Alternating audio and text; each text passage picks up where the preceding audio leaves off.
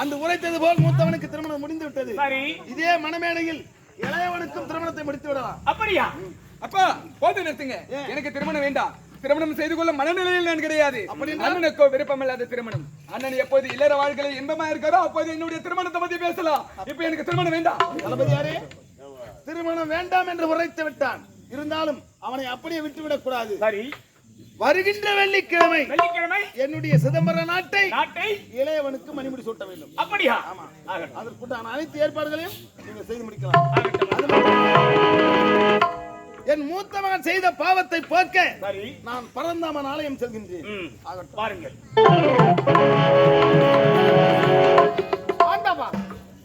விருப்பமில்லாத திருமணம் மான்விடி, நான் எவ்வளவு எடுத்து சொல்லியும் என்னுடைய வார்த்தையை கேட்கவில்லை. இந்த பாவை பிறந்த நாள் முதல் உன்னைய உயிரை நினைத்து வாழ்ந்திருந்தேன். திருமணம் செய்து கொண்டால் உன்னைத்தான் திருமணம் செய்து கொள்ள வேண்டும் என்று இந்த பாவை மனக்கொட்டை கட்டி வைத்தேன். என் மனக்கொட்டாத்திலிருந்து மண்கொட்டையாக மாறிவிட்டது. ஆனால் ஒன்று என்றாவது ஒரு நாள் இந்த மாமனுக்கு நல்லவனை தெரிய வரும். அப்போது இந்த மாமனை பத்தி நினைத்து பார்ப்பேன். இப்போது வருகிறேன். என்னுடைய மாமா தெரிந்தோ தெரியாமலோ அப்பேற்பட்ட தவறை செய்து விட்டார். அவரை மன்னித்தருள் புரிந்து இல்லறம் என்ற வாழ்க்கையில் நல்லறமாக வாழுங்கள் தாயி. அம்மா, எப்பொழுது ஒரு பெண் தன்னுடைய கற்பை எழுதி விட்டால் தெரிந்து உயிருக்கு உயிராக நேசித்த மாமாவிய திருமணம் செய்து வைத்தீங்க. அதை விட எனக்கு வேற என்ன வேணும்? நீங்க போங்க, நான் பாத்துக்கிறேன். போங்க. மாமால கல்யாணமா கல்யாணம், காரி முஞ்ச கல்யாணம். அவன் இருக்கிற இழவுக்கும் நான் இருக்கிற அழகுக்கும் ஏணி வச்சா எட்டுமா? அவன் கடற்கராடி ஓலட்டா பசியா கொட்டா பின்னாடி. ஏய், நான் யார் தெரியுமா? இதே நாட்டிலே கால காலமா இருக்கக்கூடிய தரப்புல சகுந்தலா நாட்டை கெடுக்க வேண்டும் என்ற திட்டமிட்டு உன் நாட்டுக்குள்ளே வந்தோம். அது மட்டுமா, நான் கர்ப்பமா இருக்கிற சொன்னே. நான் கர்ப்பமாவே இல்ல, என் கர்ப்பத்தை காரணம் மாமாவிலடி. எந்த ஒரு பெண்ணின் தன் கற்பின் மீது பழி சொல்ல மாட்டேன் என்றதை உனக்கு திருமணம் செய்து வைத்தேன். இப்பேற்பட்ட சதிகார பாவியணி உனக்கு நாட்டில் வைப்பனா?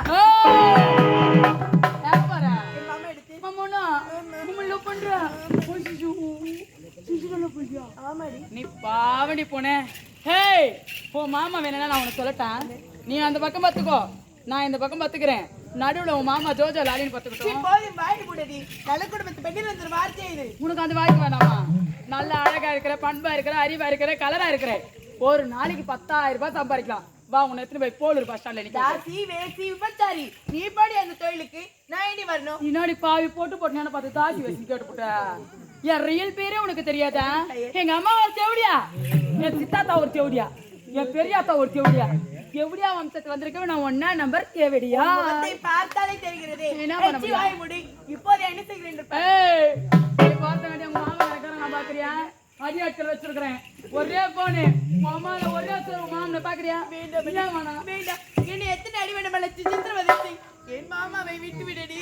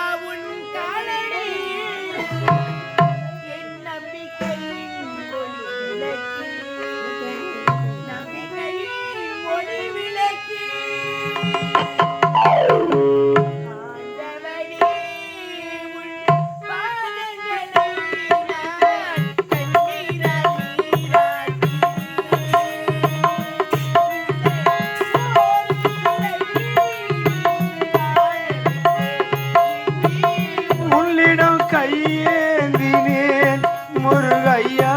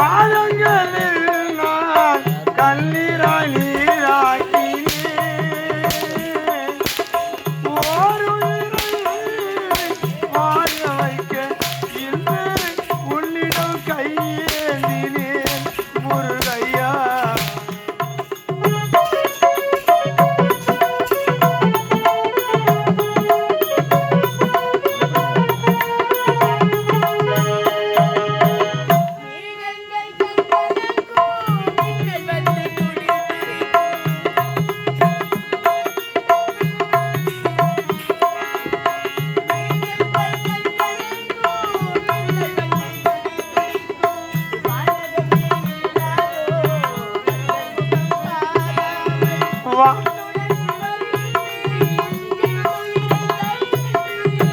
உன்னுடனே வருகின்றேன் என் உயிரை தருகின்றேன்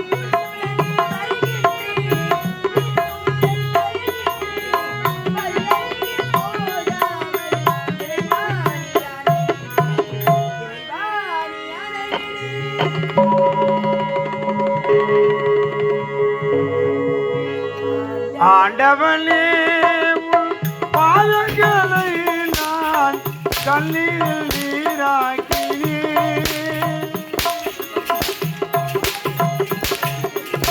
வாழ வைக்க இன்று உன்னிடம் கையேந்தினேன் முருகையா ஆண்டவனே உன் பாதங்களில் நான் கண்ணீராய் நீராக்கினேன்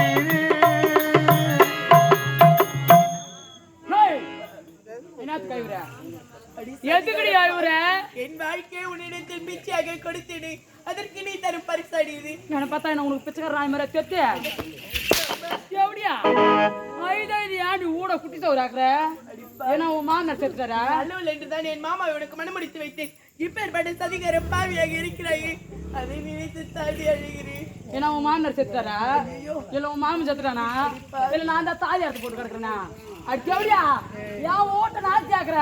அது மாடை கட்ட பண்ண, அது கேடு கட்ட பண்ண, அது அம்மாக்கு பண்ண, அது பொறுப்பாக்கு பண்ண, அது பொறுக்கி தர பண்ண, அது மாடை கட்ட எப்படியா, அது கேடு கட்ட எப்படியா, அது காட்டி கட்ட எப்படியா?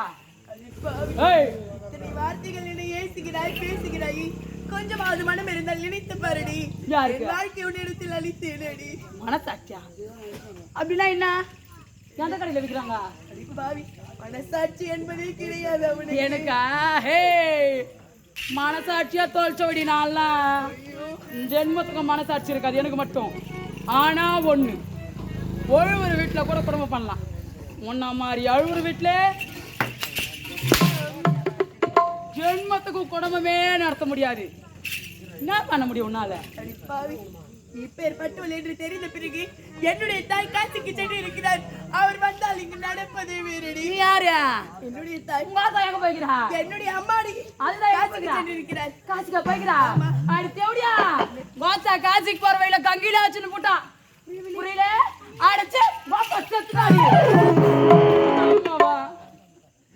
அடி பாவி, வயசான காலத்துல 3 மணி 10 மாதம் சுமந்து பெற்றெடுத்த தாயை கொன்று விட்டாய. அடித்ததிகார பாவி, எப்படி அடி மனம் வந்தது அந்த தெய்வத்தை கொல்ல? பூமிக்கு ஏன் பாரம் உங்க ஆத்தா? ஐயோ, எதுக்கு உங்க ஆத்தா பூமிக்கு பாரமா இருக்கணும்? வயசான காலத்துல 3 மணிக்குல வக்காஞ்சி மாத்திரம் பக்கு போட தூக்கலாமே. உங்க அம்மால எவனையும் பெருத்தான பணத்தை பேசணுமா? பாவி, இந்த நாட்டு மக்களை தன் கண்ணிமை போல் காத்து வந்தாரு. அப்பேற்பட்ட தெய்வத்தை கொன்று விட்டு என் முன்னால் நிற்கிறேன். சதிகார பாவி, அடி வாட்டி, அடி வாட்டி.